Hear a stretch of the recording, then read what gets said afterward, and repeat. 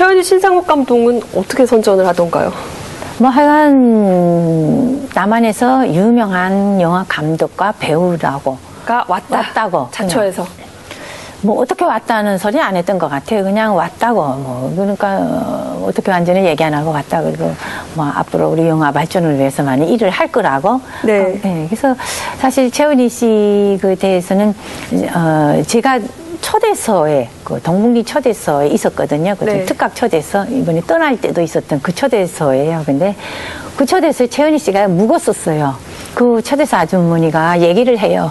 그렇게 증언하던가요? 그러니까 지금 남한에서는 최은희 씨 신상욱 부부가 그냥 갔다 네. 이런 얘기도 있었거든요. 그게 아니고 적응을 못했다고 말씀을 하시던가요? 처음에 그거 그렇게 납치해 가가지고 진짜 고통받은 거죠. 그거 뭐 생사라면 진짜 갑자기 납치해 그런 데 가가지고 적응 안 되니까 산을 그렇게 다니더라고. 이렇게 다니고 새까매가지고 이렇게 다닌다고 그런 얘기 들었어요. 그래서 그때 그 얘기 듣는 순간에는 좀 많이 힘들었나 보다. 힘들었나 하는 생각이 참 들었었어요. 네. 최은희 씨도 김현희 씨 얘기를 하시더라고요. 그러니까 남한에서 만난 거 말고 초대서 얘기하시던데요. 같은 데 있었다고. 네. 그게 참 큰 인연이네요. 그래서 그 초대서 아줌마를 똑같이 알거든요. 그래서 아주머니는 두 분 다 아나요? 다 알죠. 네, 그래가지고 얘기하고. 그 외신들에서는 이게 아주 명백한 권력 남용의 전형적인 예다라고 했거든요. 아무리 그 재능이 뛰어나다고 하지만 영화를 만들게 하기 위해서 신상욱 감독, 최은희 씨 납치를 한 것에 대해서 비판이 있었는데 정말 그렇게 납치를 할 정도로 영화가 좀 남달랐나요? 북한에서 보시기 어땠어요? 예, 그때는 남한에서 온 영화 감독과 배우가 뭐 만든 영화라고 해가지고 뭐 인기가 있었어요. 그래서 뭐 제가 본 거, 저도 봤어요. 많이 계속 나오는 거 차례차례 봤거든요. 근데 뭐 소금, 그 소금은 아마 모스크바 영화제에서 주연상까지 받으셨잖아요. 네. 근데 소금 그 영화 볼 때도 좀 내용은 사상성이 들어가지 않은 내용은 그렇지만 그 연기가 조금 자연스러웠어요. 자연스러운 거에 매료됐군요. 자연스러웠고 또 뭐 특히 뭐 그다음에 뭐 철길 따라 천만리 뭐 탈출기 뭐 많이 보셨네요. 돌아오지 않는 빌사 뭐 네. 불가사리 그런데 사랑 내 사랑 그게 춘향전이에요. 근데 북한에도 춘향전이 있어요. 아주 김정일이가 뭐 배우 중에서 배우를 골라가지고 주인공을 내셔서 잘 만들었거든요. 근데 네. 신상욱 감독이 만든 사랑 내 사랑은 북한이 만든 춘향전하고 달랐어요. 뭐냐면 노래가 사랑이라는 사랑자가 들어간 노래가 아주 재미있었어요. 북한은 보통 영화에서 아무리 연애물이라도 이 사랑이라든가 키스신이라든가 뭐 그런 장면을 빼거든요. 그런 장면이 없어요. 근데 네.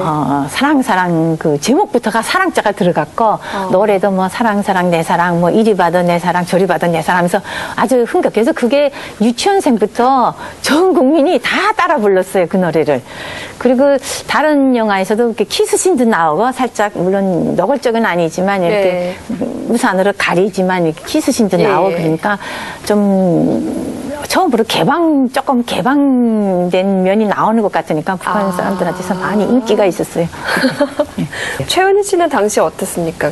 북한에서 그럼 전형적인 미인상에 맞나요? 어때요? 그렇죠. 미인상이 북한에서 말하면 뭐 유명한 영화 배우라고 해서 많이 그리고 나이보다 너무 북한 사람들 그 연세보다는 너무 젊어 보여서 다들 막 깜짝 놀라고 그랬었는데요. 그렇구나. 상상할 수 없는 그 미인이라고 이렇게 그 영화 보러 가실 때 주로 누구랑 가시나요? 한국에서 친구들이랑 가는데 자유롭게 갈 수 있나요? 저는 공자원이 돼가지고 영화를 봤기 때문에 물론 일반 사람들은 그 영화관이 있어요. 북한도. 네. 그러니까 거기서 상영을 하면 개별적으로도 가서 보기도 하고 친구와 가서 보기도 하고 또 조직적으로 단체적으로 이렇게 표를 사서 가기도 하는데 저는 공작원들만 전용으로 보는 영화관에서 봤습니다. 일주일에 한 번씩. 사실 이분도 어떻게 보면 납치된 분들 아닙니까? 네, 그렇죠. 그리고 이 납치를 담당했던 강혜룡 부부장이 또 김현희 씨가 잘 아는 분이라고 들었는데요. 들어보셨어요? 어떻게? 아니 거기서는 말을 하지 않죠. 납치라는 말을 쓰지 않는다니까요. 거기는 어떻게 데려왔다는 말도 안 하죠. 근데 그 강혜령 부부장은 저희 직속 그 부부장이셨어요. 그 당시에 처음에. 후엔 바뀌었지만, 네. 예. 그랬는데, 뭐, 납치됐다는 건 여기 와서야 알았죠. 그 납치된 사실을 몰랐습니다. 그냥,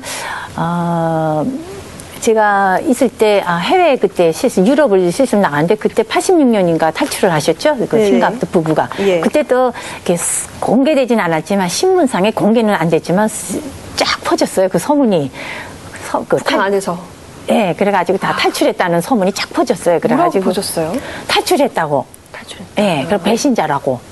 그때는. 예, 북한 사람. 그래서 그때 저도 해외 그때 유럽 그 헝가리인가 가 있었는데 막 거기서도 얘기를 하더군요. 저기 신 감독이 부부가 탈출했다고. 그래서 그때는 아니, 그 북한에서 신필린 영화관도 만들어주고 또 뭐 김정일이가 그렇게 뭐 김정일이 배려를 많이 받고 있는데 왜 탈출했을까 좀 그때 좀 의아했어요. 그때 왜 탈출했을까. 근데 그 의문이 여기 왔어요. 풀렸어요. 납치된 걸 전혀 모르셨네요. 전혀 몰랐죠. 북한 사람들은 다 모릅니다. 그냥 뭐 모셔온 거로 생각합니다. 뭐 자체로 오겠다고 해서 모셔온 것처럼 돼 있지 납치를 모르거든요. 모셔온 경위에 대해서도 이야기를 자세한 건 모르셨군요. 그런 거는 전혀 얘기를 안 해주죠. 모든 납북자가 다 그렇습니다. 예. 그러니까 여기 와서야 이렇게 자유로운 데서 살던 분들은 그 북한 같은 진짜 감옥 같거든요. 그런 네네. 데서 아무리 뭐 배려를 해주고 잘해줘도 그런 데서 살 수가 없죠. 자유 공기가 없기 때문에. 이렇게 그 실제로 데려오는 그 납치 공작원하고 납치된 사람하고의 관계가 우리가 생각하는 것처럼 험악하지는 않았나 보죠?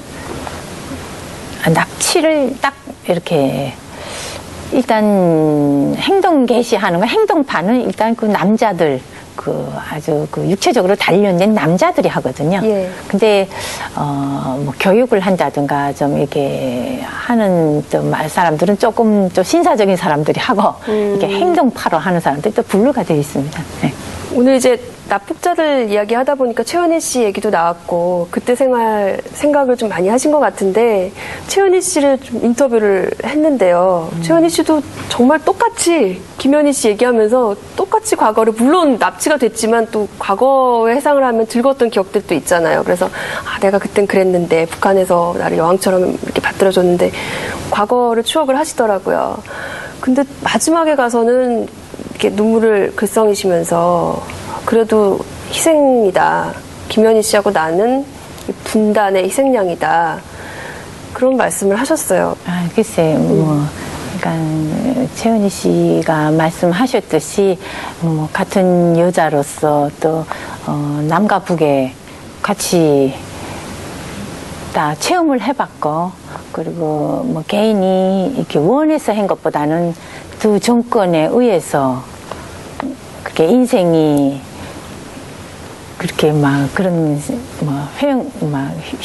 소용돌이의 힘을 그렇게 됐고 또 고통을 당하고 있는 면에서는 분단된 국가의 피해자라는 면에서는 다 같지 않나 이렇게 생각합니다.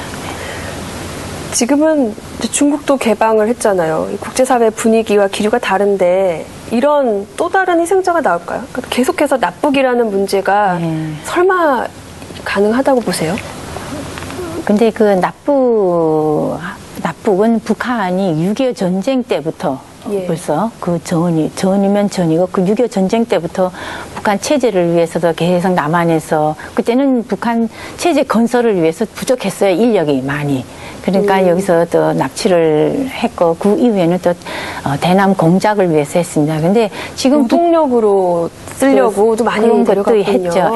근데 북한이 지금 적화 통일, 북한식으로 적화 통일하려는 그 목적이 변하지 않았습니다. 아직도 아직도 계속 하고 있거든요. 그러니까 그 목적이 변하지 않는 한은 이런 납치 문제가 없어진다고 장담할 수가 없습니다. 물론 조금 방법과 방식만은 조금 변할지 모르지만 납치가 없어진다고 말할 수가 없습니다.